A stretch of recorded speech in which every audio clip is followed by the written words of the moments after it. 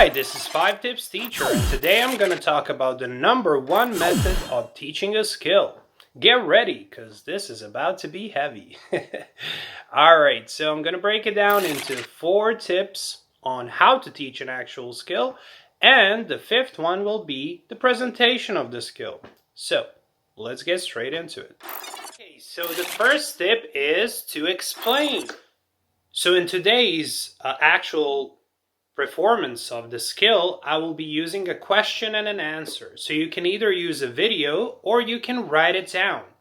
So in the video form, you can actually have 2 people conversing. One is asking the question and the other one is answering the question. If you write it down, you have to have the Q for the question and you write down your question, A for an answer and you write down the answer, and you let the students write it down so they have it with them. The second tip is to demonstrate. So, how to demonstrate questions and answers? Easy, right? So, get another partner and demonstrate the question and answer that you will be using. Then go around and actually have the students repeat after you.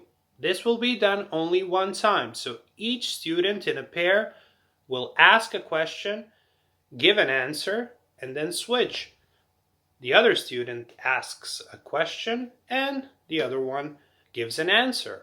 And you go all around. Once this is finished, this is the end of the second tip, or to demonstrate. You're not teaching, you're not doing anything, you're just demonstrating the correct way. Remember that. Thank you. Third tip is to guide your students to actually perform the skill. Now, all the other resources you use, like a video or the actual writing of the question and answer, can be used at hand, okay? So you get them in front of all the children and you guide them to do it. Now, you don't do the same thing as you did before. You're actually there and you're pointing at the help. The help is the resources you have. You're pointing and guiding them to use that, to use their surroundings to demonstrate that knowledge. If they don't know, it's okay for you to lead them through it. Okay, this is the third tip. Fourth tip is to enable. Now, you have gone through explain, demonstrate, and guide. In the fourth one, which is enable, you get the students to do the same because it's repetitive, and you don't do anything. You close your mouth, you say no teacher this time, and you get them there and they're on their own.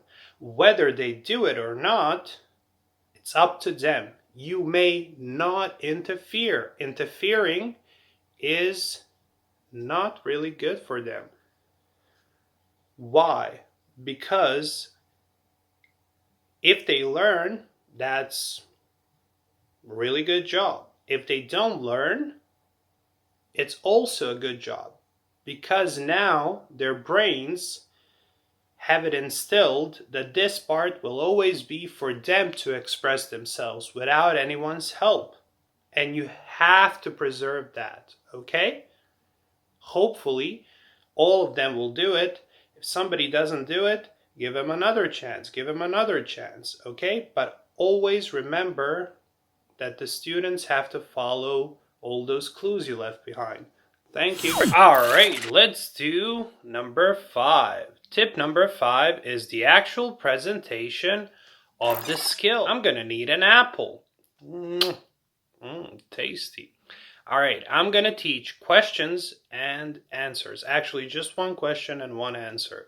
So it's gonna be, what's this? This is an apple. Or what's this? It's an apple. Simple as possible, right? Now, what you're going to do is you can show a video of 2 people in the actual real world talking about this. One person is asking a question, what's this? And the other one is giving an answer. It's an apple. So the students, like in an explain stage, after you talk, have the visual presentation of what they're required to do. After that, of course, comes your guidance. Now, you will show with your partner in the actual reality you all are in, your students and you, what's this? It's an apple. Then she asks you, or he, what's this? It's an apple. After you finish with that, you guide all of them. So you go to each table or to each pair and they repeat after you. What's this? It's an apple. What's this? It's an apple. Go to the next one. All right? You don't wait for their mistakes. You don't do anything. You just give the correct pronunciation and you do what's required. Next tip is demonstrate. Now it's your turn to get the students to come out in front of everyone and do it by themselves, right?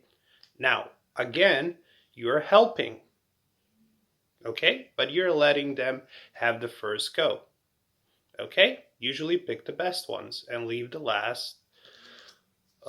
worst ones as the last ones. And at the end, after so much repetition, you do the same as the third step and you have pair by pair come in front of the classroom and you shh and say, no teacher this time. And they have to do it. Whether they make it or not, it's up to them, sink or swim.